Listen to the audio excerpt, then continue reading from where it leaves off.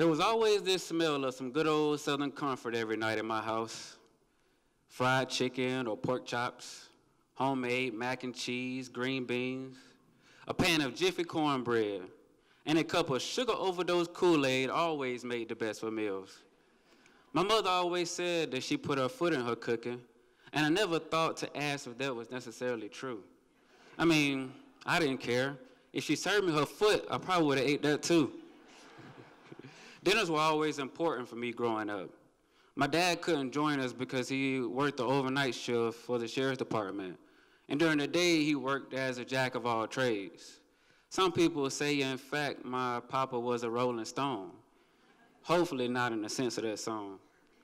As you can tell by my swag or my Southern accent, that seems to be quickly fading away, that I grew up in the South, the heart of Atlanta, Georgia, to be exact.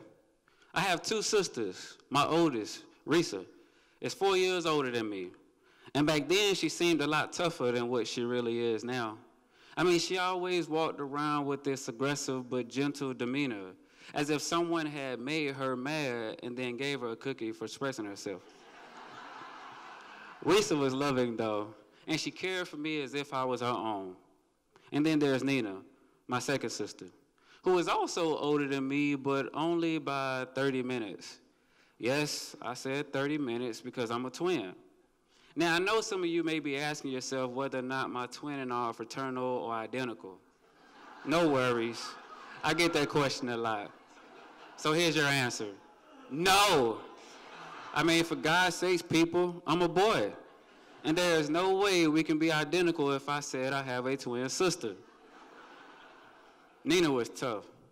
She was known to be the girl with the mean face all the time. I swear friends used to come up to me and ask if they should say hello to her. My response was always, go try and let me know. Because although we grew up in the same house, slept in the same room and bed together, I was afraid of her too. I remember one morning waking up with my heart beating out of my chest because I was so afraid that she was gonna wake up mad that I farted in my sleep. That wasn't Nina though. She did put a lot of fear in people, but she was very welcoming to everyone. My sisters were all I had and all I knew. I mean, I had cousins and their entire family, but I only knew my immediate family.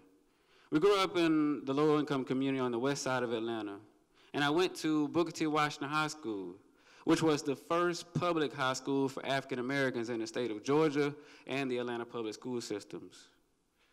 So, you know, growing up, I always witnessed my sisters doing things the slow but steady way. You know, keep our heads low to make it through the stressful times. But me, I always wanted us to do things a little differently. You know, fight for what was right because the time was always now. I mean, I've seen friends succumb to the cruel world that we live in, selling drugs to make a quick buck, losing their lives to gangs and gun violence, or leaving their loved ones behind to become the next disparity to this justice system. And so I knew that starting something big with little money or support would be consequential to my family. And like all families, a strong foundation is needed in order to grow. And so I knew that the strength of my foundation rested in the hands of my sisters and I. But I wasn't all too worried because we were there for each other every step of the way. But like all foundations, problems do arise. Maybe it's the cement not being able to hold the bricks together. Or maybe it's because we use cheap bricks. Whatever it is, I knew that my foundation had some, and that it was only a matter of time before my foundation started to weaken. As time passed, my family got a little bit busier, and I started to recognize these cracks in our foundation. Maybe it came from us not celebrating birthdays or holidays anymore. We stopped having family reunions and random cookouts. We even stopped going to church and having Sunday dinners. Whatever it wasn't what I was used to, as if we had cut off the roots from where we had came. You remember the cracks in the foundation? Well, they got bigger. Big enough to allow Santa Claus to not have to scurry down the chimney anymore. Yeah, as time passed, me and my sisters, we got real close. And there were times when we always had to stay together for each other.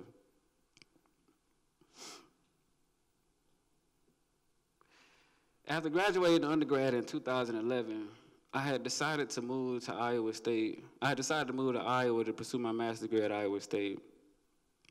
And by this time, me and my sisters had all gone our separate ways. And so as I remember preparing to leave for Iowa, I called the university's residence life department to ask it about housing accommodations.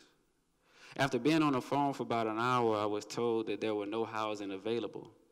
I was stunned because my plans to move to Iowa had been derailed.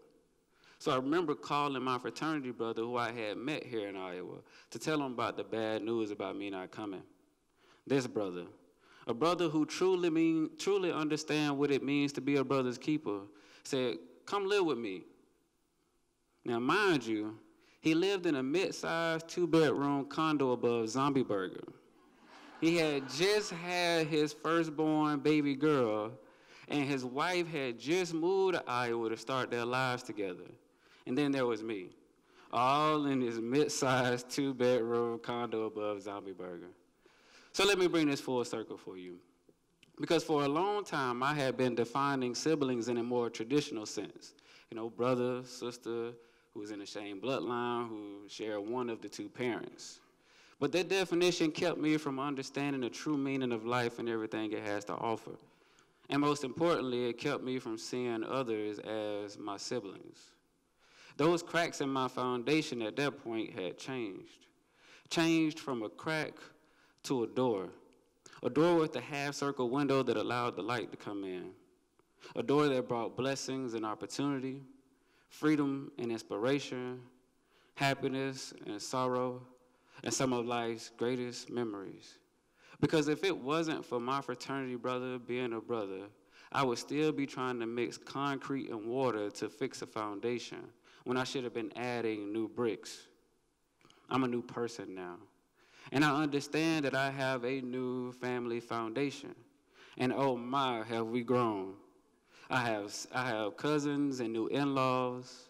I have new brothers and sisters here in Des Moines, all of whom want the best for our family foundation. So it wouldn't be right to sit here and tell you all of this without telling the new bricks to my family's foundation that deep down in my heart, I love them. Thank you.